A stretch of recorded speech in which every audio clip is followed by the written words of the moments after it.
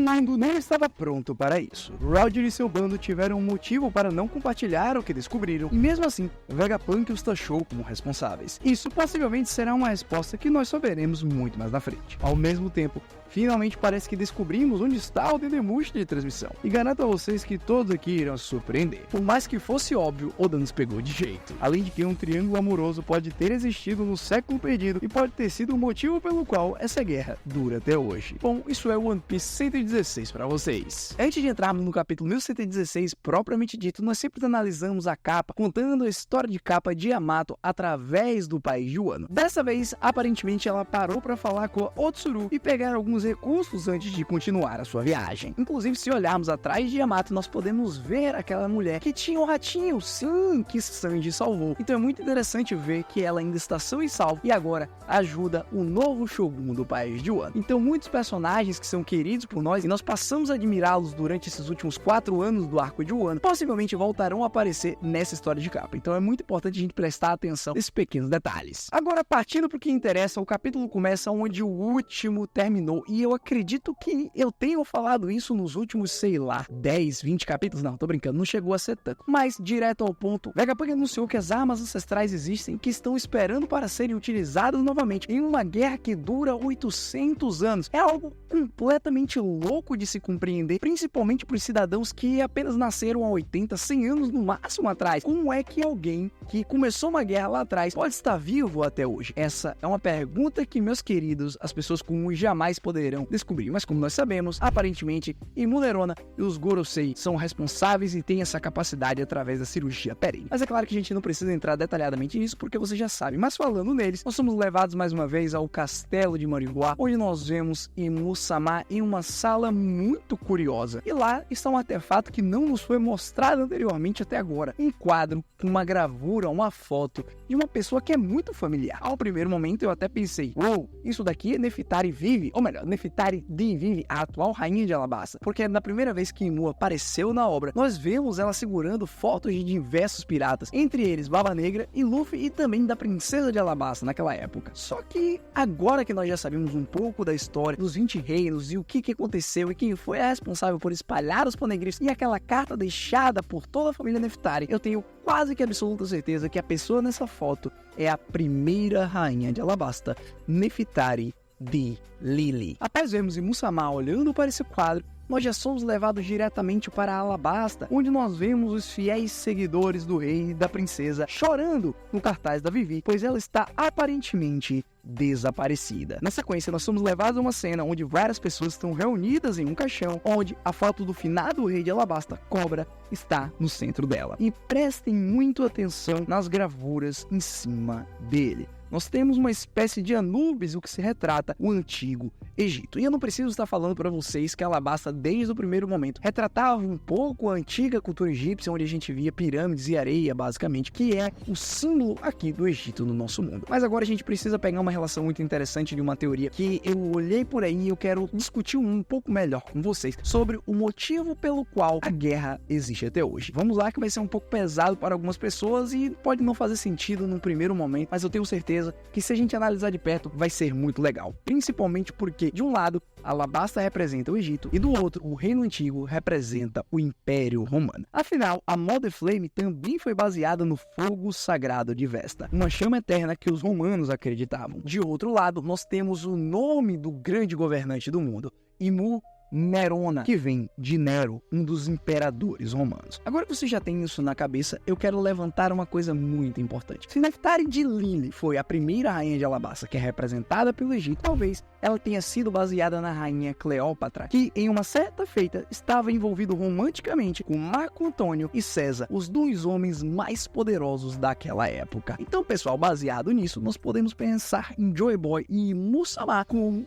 esses dois homens poderosos. Então, louco de ciúmes por ver Lily estando apaixonada por Joy Boy, Imu pode ter convencido outras pessoas a se voltarem contra o antigo guerreiro da libertação. E um motivo plausível para isso seria que Joy Boy estaria utilizando as grandes armas ancestrais para tomar controle do mundo. Afinal, nesse mesmo capítulo, um pouco mais embaixo, nós ficamos sabendo que um dos principais objetivos de Joy Boy era fazer com que as armas ancestrais pudessem ser passadas adiante nas gerações. Ou seja, ao manipular todo todos ali que estavam presentes, a Aliança dos 20 Reinos surgiu e eles conseguiram vencer. Porém, Lily, que era completamente obcecada por Joy Boy, acabou traindo a organização e separando os Poneglyphs para que, em algum momento, outras pessoas pudessem decifrá-los e então descobrir a verdadeira história por trás do One Piece. Porém, seria meio clichê e sem noção. Oda jamais escreveria só uma guerra baseada em um romance. Isso não é o One Piece. Esse pode ser apenas um dos motivos. Outro é que utilizaria isso como ponta de lança para fazer um pacto com os antigos demônios e utilizarem os poderes da Akuma no Mi para si só e também para ter o poder das armas ancestrais para ele mesmo. Ou seja, muitas coisas que estão se conectando, e essa é apenas a ponta de gancho de uma das teorias relacionando o Antigo Egito e o Império Romano que eu consegui extrair desse capítulo. Então, o que vocês acham? Comenta aqui, porque agora a gente vai continuar com o discurso do Vegapunk, onde ele está realmente se sentindo triste e, óbvio, pedindo desculpa do fundo do seu coração por algo desse tipo ter acontecido. Afinal, o principal objetivo dele foi sempre criar uma fonte de energia onde pudesse desenvolver as sociedades. E durante esses estudos e pesquisas, nós ficamos sabendo que foi criado a Mother Flame. E claro que esse é um recurso infinito que seria utilizado um dia para fazer com que as pessoas de todo o planeta vivessem em abundância. Porém, no meio dos testes, um pequeno fragmento foi roubado. E é claro que o Tio Punk se sentiria completamente responsável por isso. Veja bem, pessoal, aqui mais uma vez nós temos a relação que nós pegamos desde a introdução dessa fonte de energia, e pelos últimos capítulos a gente vem tentando encaixar de maneira um pouco mais certa na história. Oda não escreve coisas de maneira aleatória, ele está sempre tentando buscar referências do nosso mundo real e trazê-las para o One Piece como forma de crítica social ou apenas para a gente apreciar realmente a jornada e, claro, tentar entender como o conhecimento do mundo é tão importante para que a gente continue sonhando e alcance os nossos objetivos. E aqui é uma referência clara a essa crítica social, onde o Vegapunk teria sido inspirado parte no Einstein e também no Oppenheimer, onde lá atrás, claro, Einstein mandou uma carta para o presidente dos Estados Unidos naquela época, dizendo que os nazistas estavam produzindo a bomba atômica e que o presidente deveria investir recursos nisso daí. Depois também tivemos toda a questão do Oppenheimer, Projeto Manhattan, onde foi realmente construído e executada, culminando em Hiroshima e Nagasaki. E é aqui, nesse ponto, que nós estamos vendo Oda trazer essa crítica, porque Hiroshima e Nagasaki nada mais é do que uma representação do One Piece dentro de Luluzia. Depois nós sabemos também que tanto Oppenheimer quanto Einstein passaram suas vidas pós Hiroshima e Nagasaki fazendo ações sociais e tentando utilizar a sua influência e política para que bombas atômicas não fossem utilizadas em guerras normais, porque sim, o mundo poderia simplesmente acabar. Continuando, nós vamos para aquela cena no laboratório onde a Stussy ficou impressionada por um terremoto que acabou de acontecer, e o Edson também fala que não esperava que algo assim fosse capaz, afinal,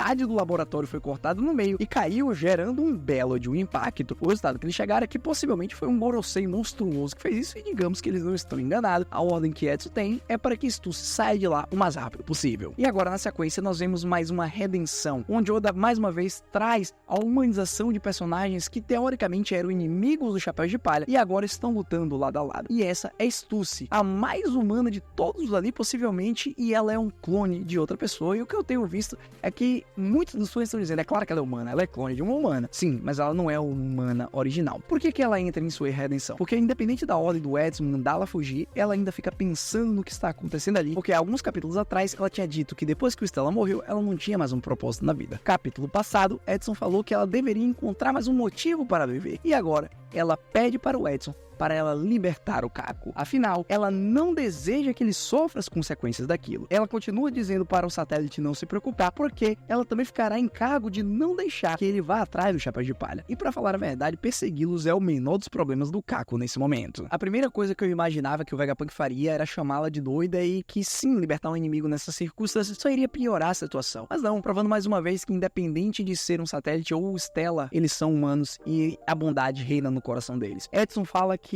tá tudo bem, que ele entende, e pede desculpas por fazer a Stussy passar por tudo isso. Afinal, não ocorreu a ele durante toda essa confusão de que a CP0, na verdade, e a Cypher Pool também eram amigos dela. Afinal, ela ficou infiltrada por todos esses anos. É óbvio que ela criaria um certo vínculo com eles. Seguindo, é aí que nós temos realmente uma frase muito impactante, porque independente de ela estar entre os dois lados, ela ainda ajudou todos os Chapéus de Palha e todos os satélites. Esse conflito interno que ela está sentindo agora é a prova que ela também é humana. Edson conclui dizendo que é pra ela fazer o que quiser, só ache outro motivo pra continuar vivendo. Não só lágrimas escorrem dos olhos dela, como também preste atenção na expressão do Kako. Ele só não começou a chorar naquele momento porque ele precisava ser forte, porque ele é o braço direito de Rob Lute. Eles dois sempre estiveram juntos, mas eu tenho certeza que depois desse discurso da sua amiga, ele se desabou por dentro. O psicológico dele, assim como o Stussy mesmo mencionou, não é dos melhores, ele jamais iria atrás do Chapéu de Palha, porque vamos ser sinceros, ele jamais sobreviveria a essa caçada. Então, a sua expressão também é algo humano, muito mais do que jamais Rob Lute poderá expressar. E isso,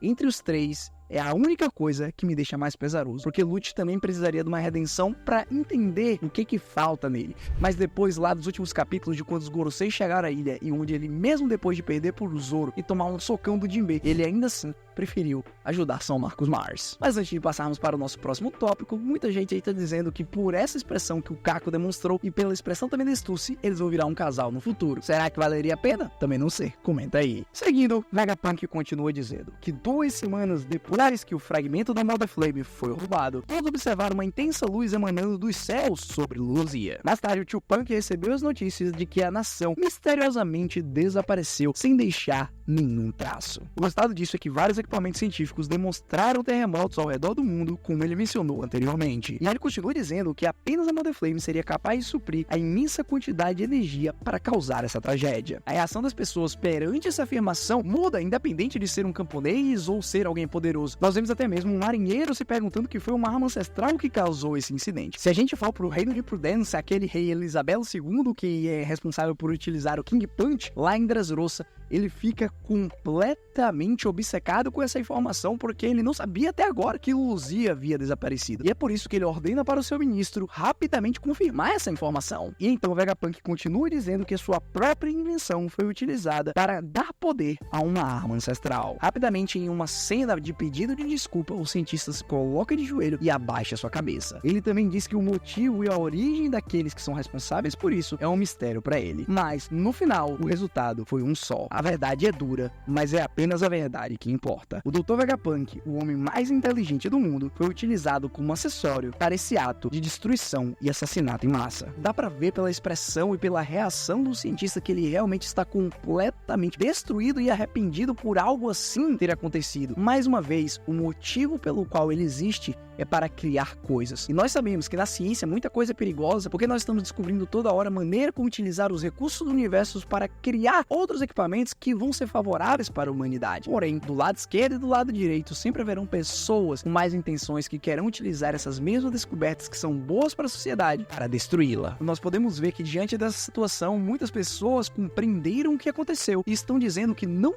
foi culpa do Vegapunk. Afinal, a sua experiência foi roubada sem que ele tivesse ciência disso e utilizada para matar pessoas. Afinal, que culpa ele teria? Ele apenas queria o melhor para o mundo. Outro resultado que o tio Punk tirou disso é que a teoria dele se provou plausível. Afinal, o desastre que inundou todo mundo há centenas de anos atrás foi causado por alguém, e não um desastre natural. Continuando, somos mais uma vez levados para o país de Wano, onde nós vemos o Shogun Momonosuke quase abrindo o bico e falando sobre a arma ancestral Pluton. Kinemon dessa vez puxou ele e fez: cala a boca aí. Nós vemos até que tem um outro samurai do lado do Shogun curioso e a Tama comendo dango também sem entender o que o Momonosuke estava querendo dizer. Porque, como nós sabemos, como ele é o herdeiro dos Kozuki e também Sukiyaki provavelmente deve ter comentado com ele sabe exatamente onde Pluton está. Ou seja, lá embaixo, na antiga Wano. Outra pessoa também que estava atrás das armas ancestrais, que nós não vemos há algum tempo, porém conhecemos ele há décadas, é o Sir Crocodile, um dos braços direito do Bug the Clown. Ele, ao ouvir o nome de arma ancestral, tem uma expressão bem séria e carrancuda. Afinal, eu não descarto a possibilidade dele ainda estar atrás de uma delas, ou mais especificamente Pluton, como ele já estava lá em Alabasta. E agora, na próxima cena, nós finalmente entendemos o que o Oda quis dizer nessa próxima fala do Vegapunk. Ele mostrou o Momonosuke que sabe onde que Pluton tá, depois o Crocodile, que era o responsável por nos apresentar esse conceito lá atrás em Alabasta, e na próxima cena nós temos o Palácio dos Tritões, onde a Shira Hoshi está presente, ou seja, a própria encarnação da arma ancestral Poseidon. E assim como eu comentei um pouco mais atrás no vídeo, Vegapunk também menciona que Joy Boy tentou fazer com que as armas ancestrais fossem passadas para o futuro adiante. E claramente isso levanta um questionamento. O mundo já não foi afundado o suficiente? E é graças a essa pergunta que o próprio cientista não pôde julgar o que era bom ou o que era mal nessa guerra que aconteceu há 800 anos. Afinal, o próprio guerreiro da libertação estava tentando fazer com que armas capazes de afundar o mundo e destruí-lo fossem realmente mantidas e passadas adiante. Do outro lado, as pessoas que lutaram contra ele também tiveram seus motivos e utilizaram essas armas e continuam utilizando ainda hoje. Mas isso é algo que apenas nós, leitores, sabemos. O tio Punk não sabe. Então, diante de tudo que ele pôde descobrir, das informações que ele tem acesso, ele jamais poderia apontar o dedo para dizer qual lado estava certo. Essas afirmações e ponderações são tão fortes que no próximo quadro nós vemos o ex-almirante da frota Sengoku comendo tão rápido que a própria Chizuru olha para ele e fala que ele vai engasgar. Ou seja, ele sabe que algum problema grande vai chegar, porque querendo ou não, ser almirante da frota não significa que você sabe das coisas. Mas conhecendo o Sengoku, que não seguia nenhum tipo de justiça dissocida e era um dos melhores amigos do Garp, acredito que possivelmente ele sabe sim, e quando essa verdade vir à tona, vai ter treta pra caramba. É por isso que ele tá engolindo tudo ali na velocidade 10. Vegapunk então continua dizendo que o dia das verdades está chegando. E pra todos considerar esse aviso. Quando o dia chegar, todos irão temer a noção do que é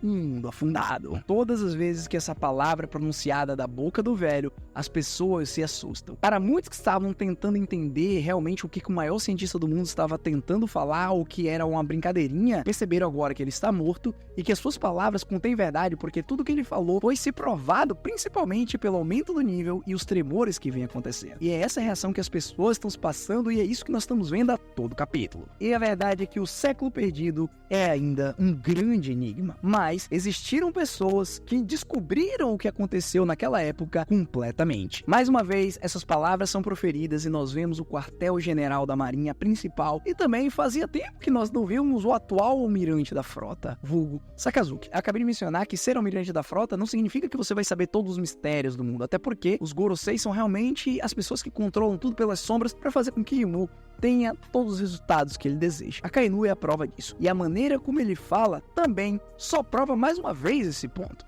Afinal, ele está dizendo, enquanto toca fogo no seu charuto e em tudo que está em volta, que o Vegapunk terá que explicar tudo detalhadamente o que ele está dizendo. Aparentemente, as informações não chegaram até ele, e essa justiça obsessiva e gananciosa que Sakazuki possui pode ser colocada abaixo. Olha só o que eu tô lhe dizendo. Nós temos 3 almirantes principais. Kuzan, que traiu o governo e se juntou ao Barba Negra. Kizaru, que basicamente também traiu o governo, fingiu lutar sério e não conseguiu porque se sentiu pesaroso em matar os seus amigos. E a Kainu, que ficou pra trás. Possivelmente ele não sabe de nada, e quando descobrir, talvez exista a chance de ele ter uma redenção. Eu não gostaria. Eu quero ver o Dragon dando um chulipapo na cabeça dele e o Luffy também, porque ele tem que ser condenado pela morte do ex. E lembramos também que Fujitora foi o principal responsável por lutar contra o regime do Chichibukai e não gosta da maneira que os nobres lidam com as pessoas comuns. Restando só Ryokugyu, que tem uma justiça preconceituosa, e esse aí vai tomar-lhe um pau tão grande que eu tô até também ansioso pra ver. Continuando, o ponto anterior que eu deixei, onde o Vegapunk menciona que existiram pessoas que descobriram sobre o século perdido, ele continua dizendo agora com uma expressão de raiva e de não entender o do porquê que as coisas aconteceram dessa maneira. Ele fala que está se referindo aos antigos membros da tripulação do Rei dos Piratas. A marinha fica completamente alucinada, porque como é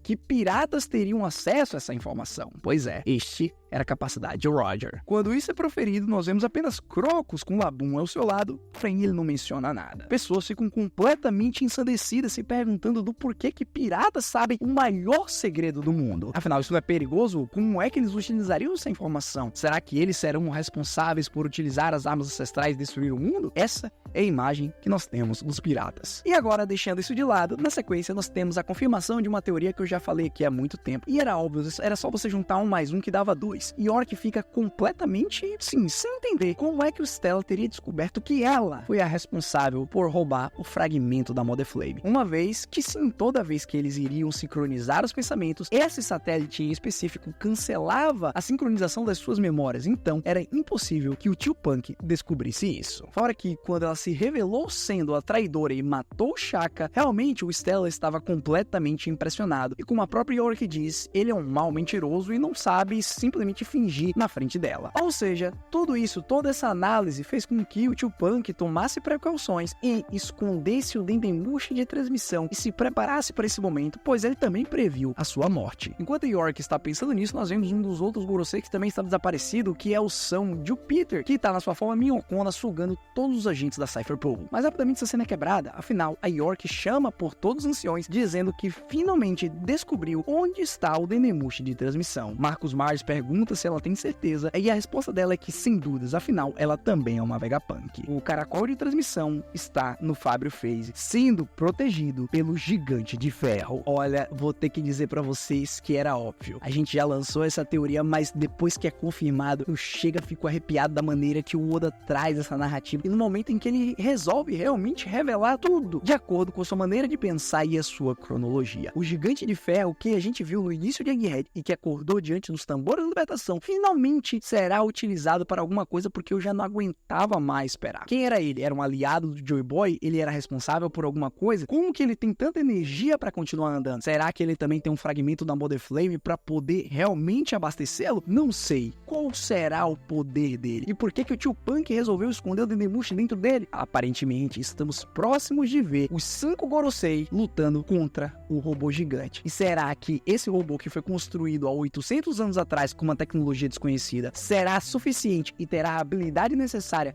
para ferir os velhos imortais? Olha, quero muito ver essa luta, porque a gente também já teorizou que em algum momento muito em específico, os Gorosei seriam levados a lutarem com o robô gigante que protegeria o Luffy e seus amigos, ganhando assim tempo para que todos pudessem fugir. E não há momento melhor do que esse. Não é que o robô realmente está tentando lutar para ajudá-los, e sim que York descobriu um segredo e fazendo com que todos os Gorosei estejam de prontidão para destruí-lo, fazendo assim com que a transmissão seja parada. Afinal, agora, a missão tem uma localização e tem uma validação. Eles precisam lutar e destruir o seu inimigo. Só pelo desenho do robô gigante ali com os olhos acesos, nós sabemos que não vai ser fácil. Afinal, quais os mistérios que ele guarda? Não é mesmo? Eu quero descobrir. E você também. Seguindo, Vegapunk continua o seu discurso sobre os piratas do Roger. Afinal, ele diz que tem certeza que eles descobriram toda a história do mundo. E ele se pergunta do porquê. Por que será que eles desapareceram sem contar para ninguém? Por que eles não agiram? E essa resposta é muito simples. Mais uma vez, o tio Punk não tem como saber isso, porque ele não conversou com o Roger, com o Rayleigh, ou com os antigos membros dos piratas que realmente desapareceram depois que o seu capitão acabou com a tripulação. Para provar o meu ponto, nós somos levados para Sabaody, onde Shark está aí espancando alguns piratas e está brigando com o seu marido, dizendo que ele já bebeu demais. Afinal, faz tempo que ele não fica tão bêbado igual ele tá agora. Mais uma vez, Rayleigh, que está com a cabeça em cima da mesa e segurando um copo, ele tá dizendo que agora ele é apenas um velho e está completamente acabado. Igual o Vegapunk, um velho sem graça que continua falando e está estragando o prazer dos mais jovens. E um épico final num quadro pequeno, onde me fez ficar arrepiado e chorar lembrando da cena do Roger, Rayleigh coloca o copo na mesa e simplesmente pensa o seguinte: o momento agora é deles, não é mesmo, Roger? O que será que o Rei das Trevas está pensando nesse momento? Possivelmente tudo que eles descobriram lá. Afinal, quando todos lá estavam, eles apenas chegaram naquele local, naquela última ilha, descobriram toda a história do mundo e a reação deles foi rir. Por que será que eles riram? E por que será que eles voltaram? Assim como Roger e Rayleigh já comentaram, eles chegaram a Laugh Tale muito cedo. Não era Roger que o mundo esperava, era Luffy, o próximo guerreiro da libertação. Provavelmente tem um motivo para isso, um motivo pelo qual a gente só pode teorizar, a gente não sabe. E muitos aí estão criticando os piratas do Roger porque eles descobriram que o mundo afundou e não contou a ninguém e percebeu que muitos morreram. E o que eles fizeram? Eles riram com o assassinato de bilhões de pessoas que morreram afogadas. Eu acho que não é por aí. Eu acho que o ensinamento não é pelo desastre que aconteceu durante a guerra, e sim pela história da liberdade daquele que lutou para que esse tipo de coisa não acontecesse. Independente do que seja, esse é o One Piece. E realmente, toda vez que eu leio e que eu vejo a reação minuciosa de personagens que são tão queridos pra gente, me faz pensar que está chegando ao fim. Uma coisa muito importante de pontuar para vocês é que esse capítulo só teve apenas 13 páginas, foi um pouco mais curto, mas tenho certeza que foi muito impactante para vocês, assim como foi para mim, porque está começando realmente as coisas se encaixarem, principalmente em Musamá olhando para Lily, essa relação que eu fiz com o Egito. Depois tivemos ali o Vegapunk sem entender do porquê que Roger e seus amigos não revelaram nada, chegando e culminando nessa cena, na expressão do Rayleigh bem sereno, porque ele tem certeza que o momento não é mais dele, não é do Vegapunk questionar o que eles deixaram de fazer no passado. Quem tem que fazer agora é a nova geração. E eu quero perguntar pra vocês o que vocês acharam desse capítulo. Comenta aí, que não só isso, ainda tivemos a revelação de que o robô gigante finalmente vai entrar pro combate. E eu quero ver os poderes que ele guarda dentro dessa tecnologia e desse peitoral de ferro. Imagina se sai alguém lá de dentro. Ia ser completamente loucura. Então comenta aí o que vocês acharam desse capítulo, o que vocês estão ansiosos para ver. Semana que vem nós temos uma pausa, capítulo 1117, só na outra. Então nós temos muito tempo aí pra gente pensar e teorizar sobre os próximos capítulos, não é mesmo? Muito obrigado a todos que assistiram. Se chegou até aqui, não esquece de se inscrever e deixar o like, que me ajuda pra caramba. Foi um prazer mais uma vez. Hashira falando e vazando. Eu fui.